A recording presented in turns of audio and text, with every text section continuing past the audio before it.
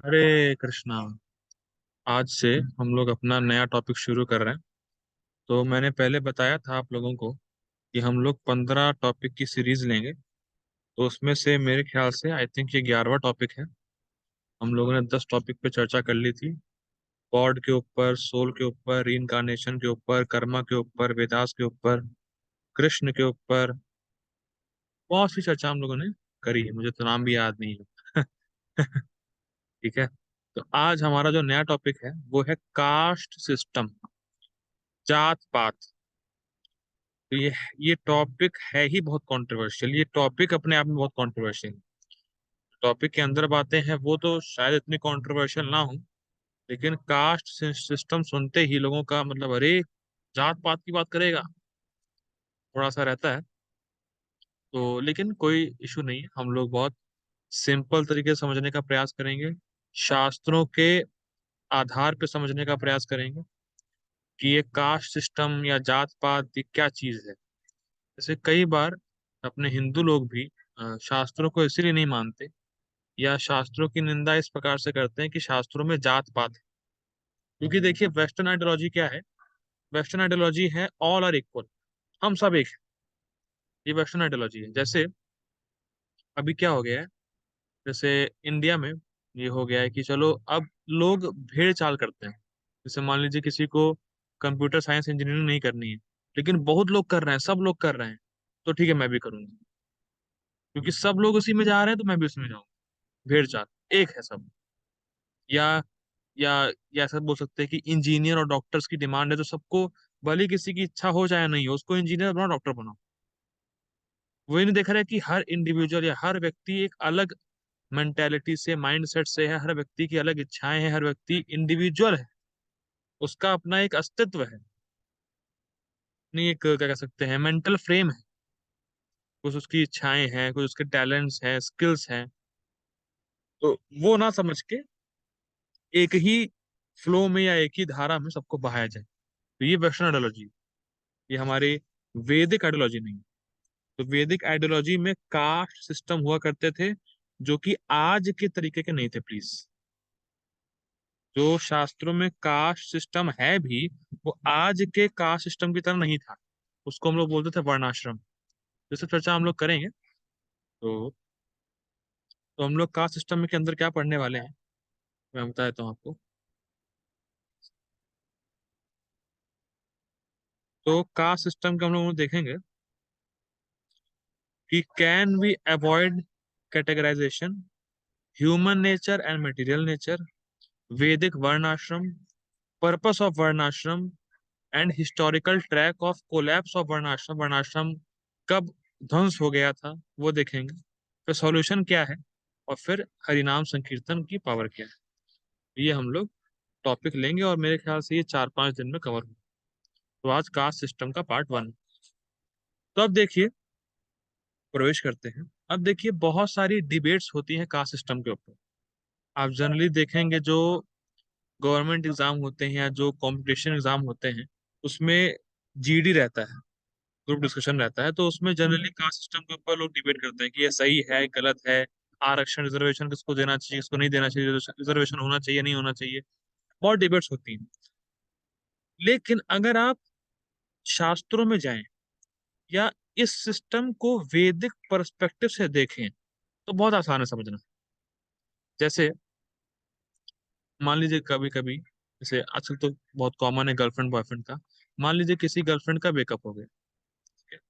किसी गर्लफ्रेंड को लड़के ने धोखा दे दिया अपनी गर्लफ्रेंड को। अब लड़की लड़की क्या करती है, लड़की क्या करती है, लड़की मेक श्योर करती है कि इस बॉय या इस जिसने मेरे साथ धोखा किया है इसकी इमेज खराब हो जाए।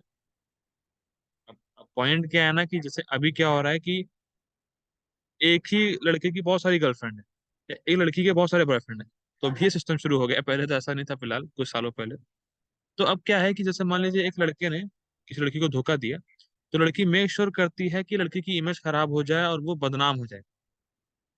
और उसकी बदनामी, लड़के की बदनामी ही लड़की की खुशी होती है। लड़की इसी में खुश होती है कि चलो बदनाम हो गया।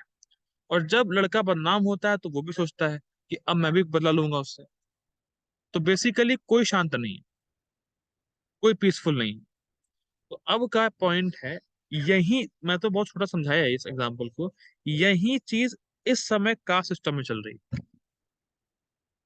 वो शूद्र जाति का है, वो इस जाति का है, वो उस जाति का है, इसको एक्सप्लॉइट करो, उसको बदनाम करो, इसको ऐसा करो, उसको वैसा करो, हम ऊंचे हैं वो नीचा है, चल रहा है। ये बहुत कॉम्प्लिकेशंस और बहुत हेट्रेड भरा पड़ा है। लेकिन ये तब क्लियर होगा, इसका कॉन्सेप्ट तब जाके समझ में आएगा, जब हम ह्यूमन नेचर, जब हम हर व्यक्ति के स्वभाव को समझें और इस जगत के स्वभाव को समझें, तब हमें समझ में आएगा कि हमें कास्ट सिस्टम करना चाहिए, नहीं करना चाहिए, करना चाहिए तो कैसे करना चाहिए, कैसे में क्या नियम से करना चाहिए, तब समझ में आएगा जब हम हर व्यक्ति का स्वभाव और उसका और इस जगत का स्वभाव समझेंगे।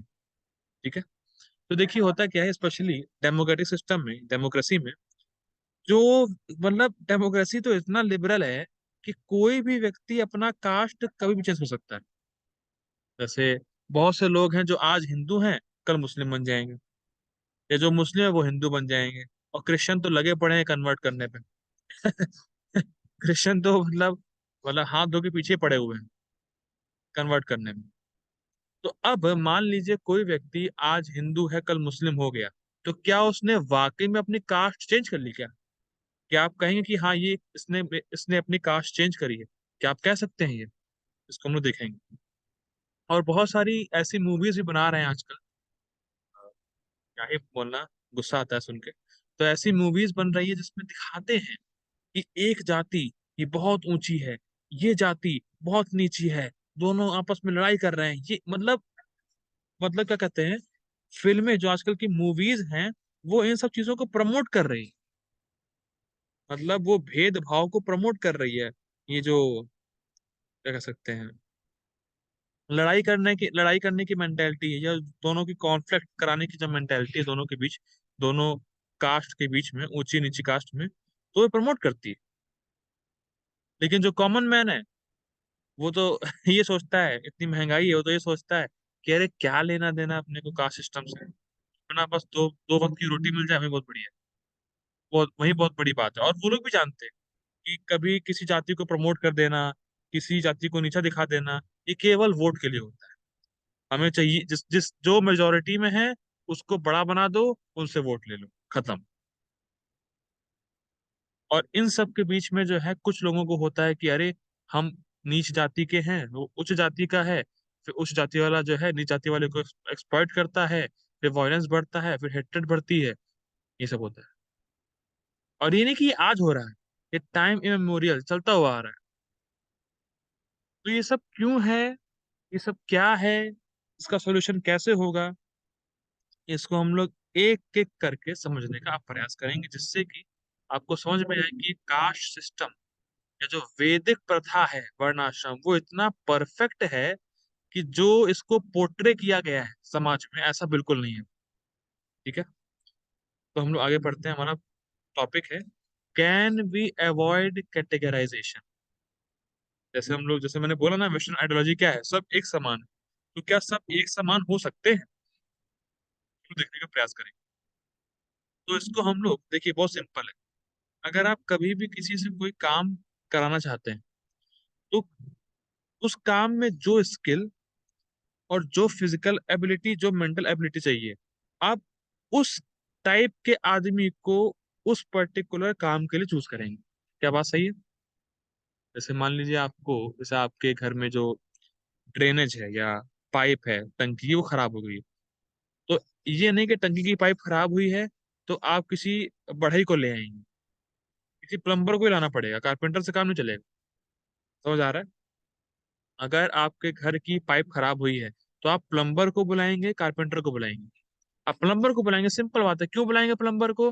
क्योंकि उसके पास ऐसे स्किल हैं जिससे कि वो आपके घर की टंकी को ठीक कर सकता है। ठीक, अब इसको एक बहुत ही सिंपल एग्जांपल से समझते हैं, सॉफ्टवेयर इंडस्ट्री का। देखिए, जब भी आपको कोई सॉफ्टवेयर इंडस्ट्री शुरू करनी है, तो सबसे पहले आपको चाहिए फंडिंग, जो स्पष्ट है। और फंडिंग के लिए आपको चुनने होंगे बिजनेस क्लास लोग, जो अपने शेयर इन्वेस्ट करें। ठीक है। फिर वो अपना अलग अलग शेयर के अकॉर्डिंग कितना उन्होंने इन्वेस्ट किया वो डिवाइड होते हैं। ठीक है। मान लीजिए कोई सॉफ्टवेयर इंडस्ट्री सेटअप कर रहा है, तो उसने 10 लोगों से शेयर उसमें कंपनी में इन्वेस्ट करा है। ठीक है, तो चाहिए क्या? बिजनेस क्लास लोग। अब इकोनॉमी आ गई है, तो इकोनॉमी आने के बाद अब इंडस्ट्री को ऐसे लोग चाहिए जो पूरा बिजनेस सेटअप कर सकें और उसको एडमिनिस्टर कर सकें, देखभाल कर सकें उसको। तो ऐसे लोग चाहिए। और उन लोगों में अच्छा ग्राउंड वर्क होना चाहिए और अच्छे मैनेजरियल स्किल होना चाहिए, तभी तो मैनेज कर पाएंगे इंडस्ट्री को। ठीक। और उसके ऊपर आपको सॉफ्टवेयर डेवलपर चाहिए और प्रोजेक्ट लीड करने वाले लीडर चाहिए। क्योंकि अगर लीडर नहीं होगा या सॉफ्टवेयर डेवलपर नहीं होंगे तो प्रोडक्शन ही नहीं होगा। अच्छा, उसके ऊपर भी आपको एक वर्क फोर्स चाहिए। वर्क फोर्स मतलब, कहने का मतलब है, एक लोकेशन चाहिए तो साफ सुथरी हो, जो जो जो मतलब क्या कह सकते हैं, जो टीम ऑफ वर्कर चाहिए आपको, जो साफ सफाई करे या कुछ, जो वेयर हाउस में जो होते हैं लेबर वगैरह वो चाहिए होंगे। फिर उसके ऊपर से आपको सिक्योरिटी सिस्टम चाहिए होगा, सिक्योरिटी है कि नहीं। फिर उसके ऊपर लीगल वो चाहिए होगा, लीगल एडवाइजर्स। फिर चाहिए होंगे लॉयर्स। तो ये सब चाहिए होगा।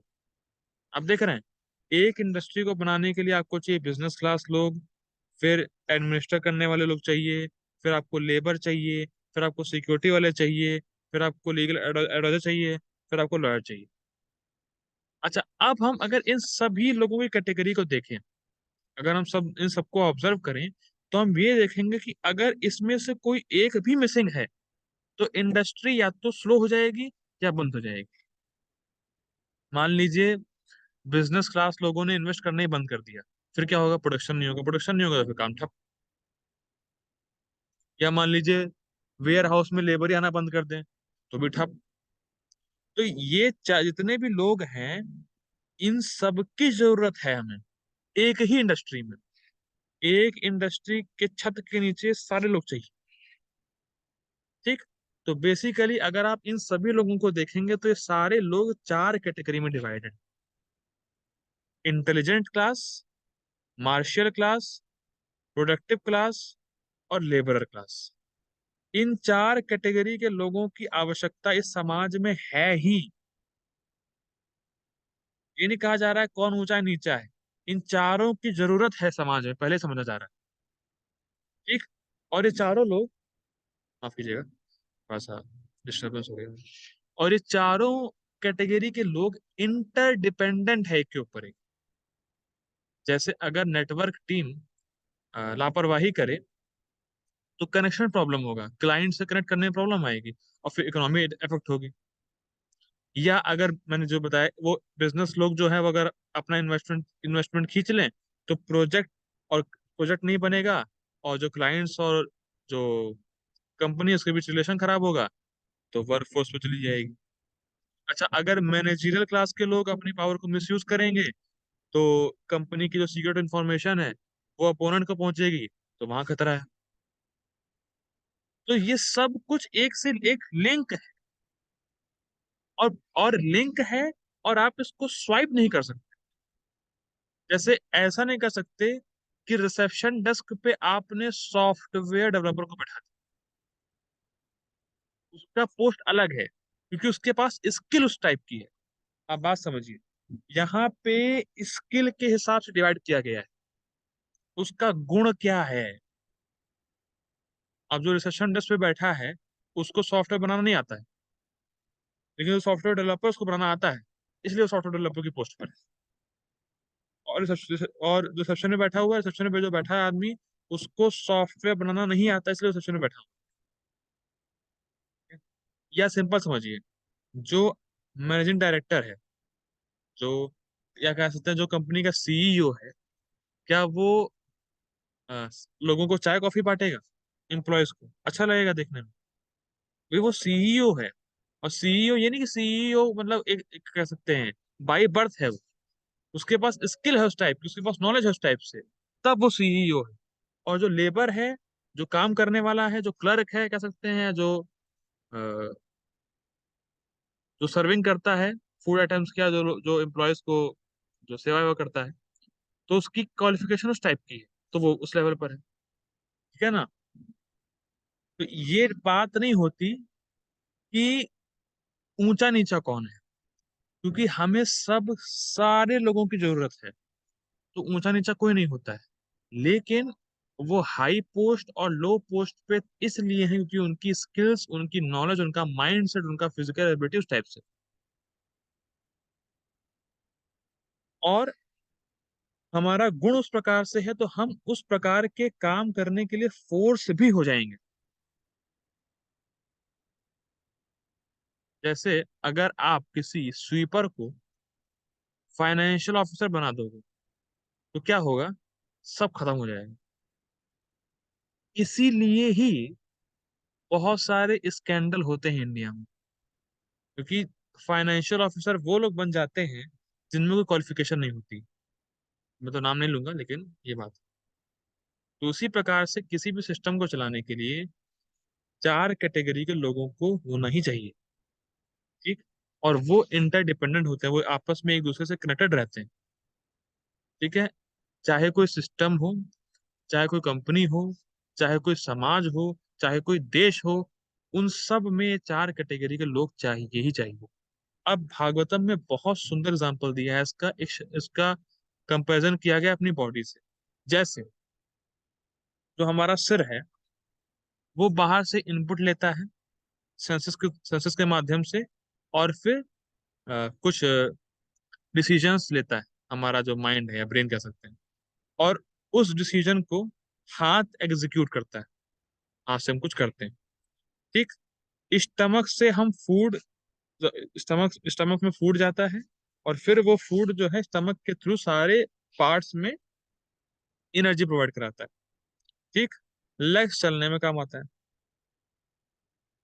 ठीक है।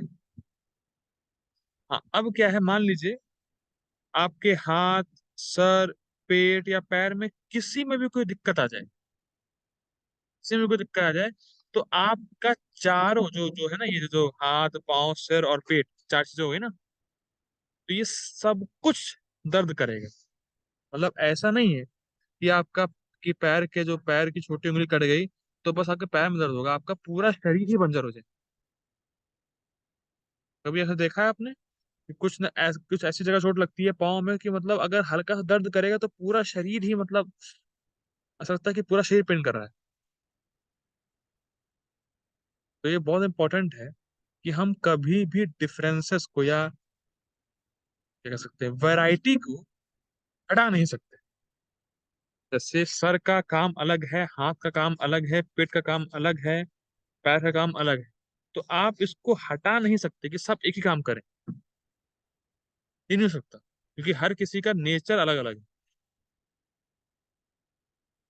और अगर आप ये भी कहते हो कि ठीक है हम सारे लोगों को एक ही प्रकार से एक ही स्किल में ट्रेंड करेंगे, तो वो भी पॉसिबल नहीं है। जैसे पहले होता क्या था गुरुकुल में, जैसे गुरुकुल वगैरह होते थे पहले, तो गुरुकुल में बच्चों को सब कुछ सिखाया जाएगा। शास्त्र भी सिखाया जाएगा, फाइटिंग भी सिखाई जाएगी, बिजनेस करना भी सिखाया जाएगा, खेती करना भी सिखाया जाएगा। सब कुछ सिखाते थे। और फिर उसका उसको देखते थे कि उसका इंक्लिनेशन किस में जाता है। क्योंकि ऐसा नहीं है कि आप सारी स्किल सीख रहे, बहुत स्किल सीख रहे हो तो बहुत स्किल में आपका समय मन लग रहा है। ये पॉसिबल नहीं होता। मान लीजिए कोई व्यक्ति 10 स्किल सीख रहा है, तो 10 स्किल में ये नहीं कि उसका 10 में मन लग रहा है। उसका कोई ना कोई एक जरूर फेवरेट होगा। वो कैसे होता है? वो उसके साइको फिजिकल नेचर से होता है। स्वभाव है उसका उस प्रकार से। इसीलिए जब आप हर व्यक्ति को एक ही काम में लगा दोगे ना, तो फिर लड़ाइयाँ होती हैं। वर्कर क्लास रूरल क्लास लड़ेगा, कैपिटलिस्ट कम्युनिस्ट लड़ेंगे। तो बेसिक प्रिंसिपल क्या है? पावर। सबको चाहिए पावर, पावर, पावर, और खुद बड़ा बनना है और दूसरों को नीचे दिखाना है। जबकि हम नहीं समझ रहे कि सबको कोऑर्डिनेशन में लेके चलना पड़ता है। अगर मान लीजिए कोई कहे कि अरे ठीक है, ऐसे एग्जाम्पल देते हैं प्रभुपाद जी कहते हैं कि जो शरीर के जितने भी अंग हैं उन्होंने स्ट्राइक कर दिया। अरे ये तो पेट जो है सिर्फ केवल खाता है, कुछ काम ही नहीं करता। पैर कहता है मुझे चलना पड़ता है, हाथ कहता है मुझे काम करना पड़ता है, लेकिन ये पेट खाली बैठा बैठा खाता रहता है। तो अब हम पेट को खाना नहीं देंगे, हम लोग खुद खाना खाएंगे। तो प्रभुपाद जी बोलते हैं, जैसे मान लीजिए आप अपने अपने हाथ में रसगुल्ला रखिए, और बस हाथ में रखे रहिए, और हाथ से बोलिए खाओ खाओ खाओ, तो हाथ खा नहीं पाएगा। और क्योंकि हाथ हाथ खा भी नहीं पाएगा और हाथ पेट में नहीं डाल रहा है, तो हाथ को ही एनर्जी नहीं मिलेगी। आप बात समझो। आप ये करो कि आप बहुत सा पराठा वराठा रसगुल्ले सब बांध दो हाथ पे, कि हम पेट को नहीं देंगे, हाथ खाएगा। तो हाथ तो खा नहीं पाएगा। और क्योंकि हाथ ने खाने को मुंह में नहीं डाला, पेट में नहीं पहुंचाया, तो हाथ को कोई शक्ति नहीं मिलेगी। समझ में आ रहा है? तो बहुत इंटरेस्टिंग है कि हम ये नहीं सोचना चाहिए कि अरे बस ये इंपॉर्टेंट है, वो इंपॉर्टेंट नहीं है, ऐसा है वैसा है। ना ना ना, सब अपनी जगह इंपॉर्टेंट है, सबका अपना अलग अलग रोल है। अलग अलग रोल है और कोऑर्डिनेशन में है बस। ठीक है, ये इंपॉर्टेंट है।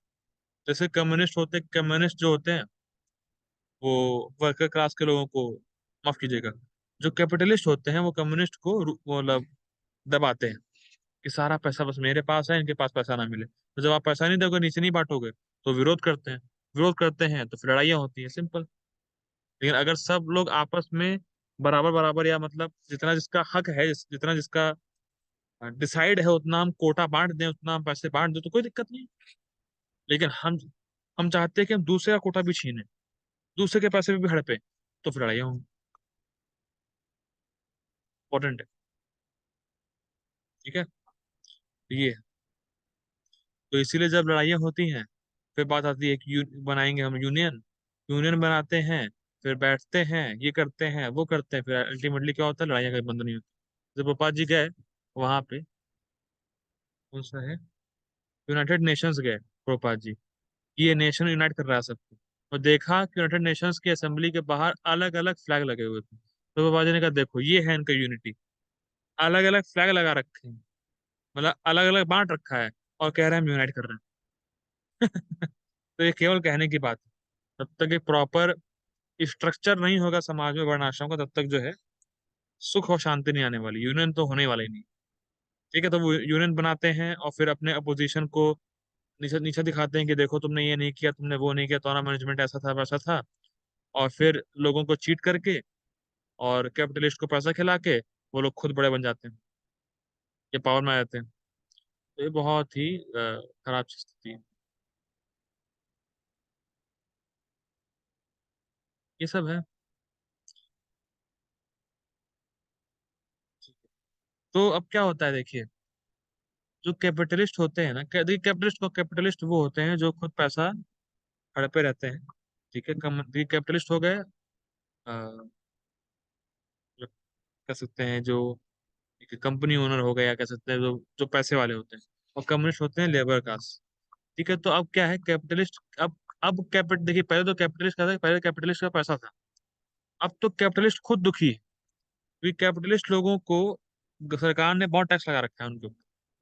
ठीक है, स्टैंडर्डाइजेशन के नाम पे अब कंपनी ओनर्स को ब्लैकमेल किया जाता है, उनसे रिश्वत ली जाती है।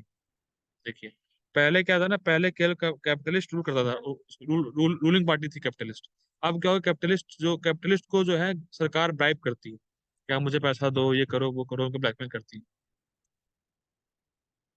और कई कई बार ऐसा होता है कि इन्वेस्टमेंट ज्यादा करते हैं, शेयर मार्केट में प्रॉफिट कम मिलता है, तो जो अपोजिशन पार्टी होती है वो उनको फिर परेशान करती है, कहती है तुम काम करो, बहुत सारी चीजें। तो बेसिकली देखिए, मैं बहुत डिटेल में नहीं जाऊंगा कि कुछ लोग जो सुनेंगे कि बहुत टेक्निकल पार्ट भी है कैपिटलिस्ट कम्युनिस्ट, तो ना समझ पाए। लेकिन बेसिकली पॉइंट क्या है, आजकल लोग स्वार्थी हो चुके हैं। आजकल सब स्वार्थी हैं, केवल पैसे के पीछे भागते हैं, और जिनके पास पैसा नहीं है उसको हम दबाते हैं, सिंपल। ठीक है, जैसे जैसे कोल माइंस है, कोल माइंस।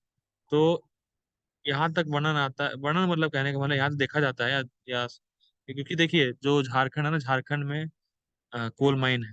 ठीक है, तो देखा जाता है वहां पे कि जो पहले के जो लोग थे, वो लोगों को कोल माइन में लगा देते थे, लेबर को, और कोल माइन से निकलने देते ही नहीं थे।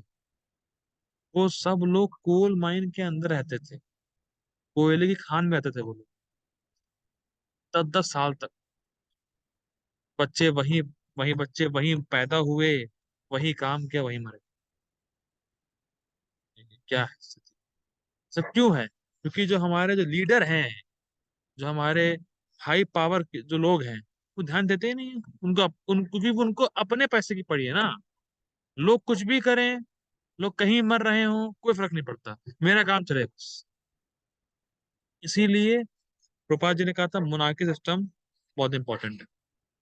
ठीक है, तो मोनार्की सिस्टम क्या है, मोनार्की क्यों श्रेष्ठ है, जब हम लोग, ये भी हमारा एक टॉपिक है, हम लोग लेंगे। देखिए वही मैं कह रहा हूँ ना, चाहे किसी भी आप कैटेगरी में रहिए, प्रॉब्लम्स का एंड नहीं है। जैसे जो कुआं होता है, कुआं, तो कुएं को आप, कुएं से पानी निकालिए, फिर वो भरता रहता है, फिर निकालिए भरता रहता है, फिर निकालिए भरता रहता है। तो कितना ही आप मटेरियल प्रॉब्लम को सॉल्व करने की कोशिश करोगे, वो सॉल्व होती नहीं है कभी। तो इसीलिए आपको मटेरियल प्लेटफॉर्म को छोड़ना पड़ता है। देखिए मटेरियल प्रॉब्लम्स के लिए, मटेरियल प्रॉब्लम का सॉल्यूशन केवल एक ही है, कि उस मटेरियल प्रॉब्लम में आप क्यों, क्योंकि आप मटेरियल प्लेटफॉर्म पे हैं, तो मटेरियल प्लेटफॉर्म से हट के जब स्पिरिचुअल प्लेटफॉर्म पे जाएंगे, तब मटेरियल प्रॉब्लम्स भी धीरे धीरे खत्म होंगे। ठीक है, आगे पढ़ते हैं।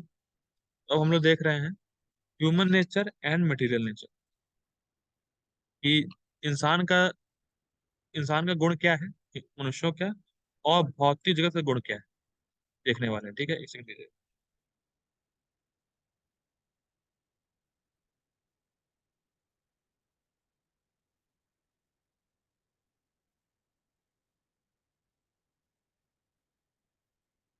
देखिए ह्यूमन नेचर की सबसे एक अच्छी बात है, या कह सकते हैं एक प्राइम बात है, कि उसके किसी भी मनुष्य को ले लीजिए, आप किसी भी इंसान को ले लीजिए, उसके एक अपने अलग अलग परसेप्शन होते हैं, मिक्सचर ऑफ परसेप्शन होते हैं। किसी चीज को वो लाइक करता है, किसी चीज को वो डिसलाइक करता है, और वो चीजें उसके माइंड में रहती है। ठीक है, जैसे किसी को मीठा खाना पसंद है, किसी को मीठा खाना पसंद नहीं है। किसी का परसेप्शन है कि जॉब करो तो सफलता है, किसी का परसेप्शन है बिजनेस करो तो सफलता है। तो ये क्यों है, क्योंकि उसका जो माइंड सेट है वो ऐसा बना हुआ है। माइंड सेट से आपका परसेप्शन आएगा, लाइकिंग आएगी, डिसलाइकिंग आएगी, और वो माइंड सेट अफेक्टेड है इस भौतिक जगत के तीन गुणों से। तो जब तक आप इस भौतिक जगत के नेचर को और मनुष्य के नेचर को कनेक्ट नहीं करेंगे, तब तक आप सही स्ट्रक्चर समाज में ला नहीं पाएंगे। यही बहुत इंपॉर्टेंट पॉइंट है। हम क्या करते हैं ना, हम केवल मनुष्य के नेचर को पढ़ लेते हैं, लेकिन जगत के नेचर को पढ़ते ही नहीं शास्त्रों से। तो हम बैलेंस नहीं करते, तो तब हम चाहे भी, तो भी एक परफेक्ट स्ट्रक्चर तैयार कर नहीं पाते। ये पॉइंट है। ठीक है, तो अब क्या है, तो तीन गुणों से अफेक्टेड रहता है हमारा माइंड। अब वो तीन गुण क्या है, गुडनेस, पैशन एंड इग्नोरेंस। और ये तीन गुण व्यक्ति की साइकोलॉजी को अफेक्ट करता है। ठीक है, अब देखिए क्या है, कुछ बातें यहाँ लिखी हैं जो कि मैं थोड़ा पढ़ के रुकूंगा, क्योंकि हमारा टाइम में काफी ज्यादा हो गया। ठीक है, अब कुछ बातें बोलूंगा गुणों के ऊपर। देखिए, जो सतो गुण है, जो गुडनेस है, वो सारे गुणों से सबसे अच्छा माना गया। क्यों? क्योंकि वो जो सतो गुण है, जो गुडनेस होता है, वो इल्यूमिनेटिंग होता है। मतलब गुडनेस में आपको ज्ञान ठहरता है। जो भी आप ज्ञान लेते हो, वो अगर आप गुडनेस को फॉलो कर रहे हो और ज्ञान ले रहे हो, तो ज्ञान ठहरेगा। और साथ साथ आप गुडनेस में कोई पाप नहीं करते, तो पाप नहीं करते, तो धीरे धीरे पाप नहीं करते, और धीरे धीरे और धर्म कार्य में लगे रहते हैं। धर्म करते हैं, पाप नहीं करते, धीरे धीरे पाप की जो रिएक्शंस थी वो भी फ्री, उससे आप फ्री हो जाते हैं। ठीक, लेकिन दिक्कत क्या रहती है, सतोगुण में आपको ज्ञान होता है, और जहाँ ज्ञान होता है वहां खुशी भी होती है। अगर आपको सच्चा ज्ञान प्राप्त हो जाएगा, तो आप प्रसन्न हो जाएंगे। ठीक है, जैसे आपको मालूम चल गया कि आप शरीर नहीं आत्मा है, और कृष्ण की सेवा करना है। फिलहाल ये ज्ञान तो शुद्ध सत्व है, मतलब सत्वगुण, ये ज्ञान प्रकृति के गुणों के अंदर नहीं आता है। लेकिन फिर भी अगर आप धर्म कार्य भी कर रहे हो, धर्म कार्य, तो धर्म करने से आपको संतुष्टि होती है। तो जब आप सतोगुण में रहेंगे और धर्म का कार्य करेंगे, तो आप खुश रहेंगे, आपको ज्ञान होगा। लेकिन दिक्कत क्या है, आप इसी खुशी से, इसी ज्ञान से संसार में बंध जाएंगे। भाई देखिए, भगवान ने क्या बोला? अ, अ, दुखालयम अशाश्वतम। ये जगत दुखालय है, दुखों का आलय है, दुखों का घर है ये जगत। लेकिन आप क्या सोच रहे हो, मैं तो बहुत सुखी हूँ। तो आप बंद गए कि नहीं बंद गए जगत में? आप निकलना नहीं चाहोगे। सतोगुण में ही प्रॉब्लम प्रॉब्लम होती है, इसीलिए भगवान कहते हैं कि तीनों गुणों से ऊपर उठो, सतोगुण से भी ऊपर उठो। ठीक है। अब क्या है, सतोगुण जो आहार होते हैं, वो भी सतोगुणी होते। देखिए, जो भी इस जगत में चीजें हैं, वो सब तीन गुणों में बटी हुई हैं। आपका आहार, आपका सोने का ढंग, आपका टाइम, ये सब कुछ तीनों गुणों में वो डिवाइड है। तो जो सतोगुण में होता है वो वैसे ही आहार लेता है, सतोगुणी होते हैं। सतोगुणी आहार आपके जीवन अवधि को बढ़ाते हैं, आपके सत्व को, मतलब आपके चित्त को शुद्ध करते हैं, आपको स्ट्रेंथ देते हैं, आपकी सेहत अच्छी रहती है, आप प्रसन्न रहते हैं। ठीक है। और जो मोड ऑफ पैशन है, जो रजोगुण है, रजोगुण में आपकी बहुत सारी कामनाएं होंगी, बहुत सारी इच्छाएं होंगी, बहुत सारा लस्ट होगा। और अगर बहुत सारी कामनाएं होंगी, तो उस कामनाओं को पूरा करने के लिए आप कार्य करोगे। और जब आप कार्य करोगे और उस कामना के अनुसार आपको फल आएगा, उस फल का आप भोग करोगे, तो आप उस फल से बंध जाओगे, उस कर्म से बंध जाओगे। जो जो रजोगुण है, उसमें उसमें क्या होता है, रजोगुण की खास बात क्या है? रजोगुण की खास बात यह है कि रजोगुण से काम इच्छाएं उत्पन्न होती हैं, और काम इच्छाओं को जब आप पूरा करते हो तो और काम इच्छाएं बढ़ती हैं, तो और रजोगुण बढ़ता है। देखिए, जितना आप जिस गुण का संग करेंगे, वो गुण उतना ही बढ़ेगा। समझ रहे हैं बात को? अगर आप रजोगुण में हैं और रजोगुण में रह के रजोगुण ही कार्य कर रहे हैं, तो आपका रजोगुण और बढ़ता रहेगा। तो इसीलिए रिकमेंड किया जाता है कि अगर आपके हृदय में इच्छा आ भी रही है कि रजोगुण की वजह से, भौतिक इच्छा, भौतिक इच्छा रजोगुण की वजह से आती है, तो भी उस इच्छा को पूरी ना करें, उस इच्छा को सहन कर लें, उस इच्छा को पूरी करने के लिए कार्य ना करें। क्योंकि अगर आप उस इच्छा को पूरी करने के लिए कार्य करेंगे, तो आपने रजोगुण में काम किया है, तो आपका रजोगुण और बढ़ जाएगा, आपका काम और बढ़ जाएगा। ठीक है, वन पॉइंट। और रजोगुणी आहार कौन से होते हैं? रजोगुणी आहार होते हैं जो बहुत खट्टे होते हैं, बहुत सॉल्टी होते हैं, जो बहुत गर्म होते हैं, बहुत मसालेदार होते हैं। वो सारे खाने रजोगुणी है, और उससे आपको दुख होगा, बीमारियां होंगी और शोक होगा। और लास्ट में है तमोगुण, जो बिल्कुल गिरा हुआ है। और उस तमोगुण में क्या होता है? उस तमोगुण में आप भ्रम में रहते हो, बिल्कुल भ्रम में। कुछ समझ ही नहीं आता कि मैं कौन हूं, मैं कार्य क्यों कर रहा हूँ, क्या करना चाहिए, क्या नहीं करना चाहिए, कुछ भी नहीं। और तमोगुण की खास बात यह है कि जो नहीं करना चाहिए, हमें लगता है वही करना चाहिए। मतलब तमोगुण बिल्कुल उल्टा है। जो सही है उसको दिखाएगा कि गलत है, और जो गलत है उसको दिखाएगा सही है। ये तो भ्रम है वास्तव में। भ्रम और क्या है? भाई, हम आत्मा है, सही है, लेकिन हम इसको मानते नहीं है। हम क्या मानते हैं? हम शरीर हैं। जो गलत है उसको सही मानते हैं। ठीक। और तमोगुण में जो व्यक्ति रहता है, तो पागल रहता है, बहुत सोता है, और मत्त रहता है। ठीक है। और जो 3 घंटे से ज्यादा, 3 घंटे से 3 घंटे पहले पकाए हुए खाने हैं, जैसे मान लीजिए कोई खाना है, तमोगुणी का आहार कौन सा है? तमोगुणी आहार है जो 3 घंटे पहले पकाया गया और अब उसको अब ले रहे हैं, मतलब फ्रोजन फूड्स आर तमोगुणी। और मैं क्या बोलूं, कनाडा में फ्रोजन फूड्स ही मिलता है, लोग फ्रोजन फूड ही खाते हैं। इसीलिए सब तमोगुणी है यहाँ पे। अधिकतर सब टोटल तमोगुणी है कनाडा के लोग। पर क्या कर सकते हैं, इसीलिए प्रचार करना बहुत जरूरी है यहाँ। तो तब तो जब बहुत पहले के पके हुए बासी हैं, तो उनका जो टेस्ट चला जाता है, और वो चीजें जो है वो चीजें पचती नहीं है, बीमारियां होती हैं, और आपको जो है नींद बहुत आती है, फिर आप तमोगुण में धीरे धीरे जाने लगते हैं। और कुछ कंट्री तो ऐसी हैं भाई साहब, मैं क्या बताऊं, जो कि मरे हुए कुत्ते का जूस बना के पीते हैं। क्या मतलब, कैसे देश हैं? ऐसे कुछ देश हैं जिसमें कुत, मरे हुए कुत्ते का जूस बनाते हैं, और उसको बहुत महीनों तक रखते हैं सड़ने के लिए, और फिर उसको पीते हैं। ये हाल है। ये तमोगुण की पराकाष्ठा है ये। ठीक है। तो बेसिकली हम लोगों ने अभी तक यही देखा। अभी मैं यहाँ समाप्त करता हूँ। अभी तक हम लोगों ने देखा कि आप हर किसी व्यक्ति को एक लेवल पे नहीं ला सकते।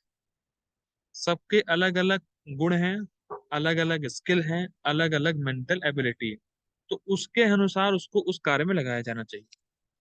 फिर हम लोगों ने ये देखा कि चार कैटेगरी के लोग होते हैं: intelligent class, mercantile class, administrative class और वर्कर क्लास।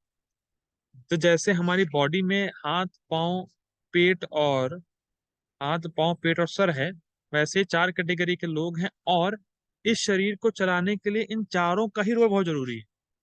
अगर शरीर को प्रॉपर फंक्शन करना है तो हाथ पांव सिर और पेट प्रॉपर काम करना चाहिए। तो इसीलिए अगर आपको समाज को सही तरीके से चलाना है तो आपको इन चारों लोगों को चाहिए होगा। इन चारों कैटेगरी के लोगों को चाहिए होगा। आप ये नहीं कह सकते, जैसे मैं नहीं कह सकता कि मेरा पैर शुद्ध, मतलब मेरा पैर, क्या कह सकते हैं, मेरा पैर छोटा है मेरे हाथ से। ऐसा मैं नहीं कह सकता कि मेरा जो पैर है वो यूजलेस, मेरा हाथ बहुत अच्छा है। इम्पॉसिबल। हाथ का अपना रोल है, पैर का अपना रोल है। तो वैसे ही ब्राह्मण का अपना रोल है, क्षत्रिय का अपना रोल है, वैश्य का अपना रोल है, शूद्र का अपना रोल है। शूद्र कोई गाली नहीं है, शूद्र कोई छोटी जाति नहीं है। समाज को चलाने के लिए शूद्रों का भी बहुत बड़ा रोल है, ब्राह्मण का भी बड़ा रोल है। जैसे हमारे शरीर को चलाने के लिए सारे अंगों का बहुत बड़ा रोल है।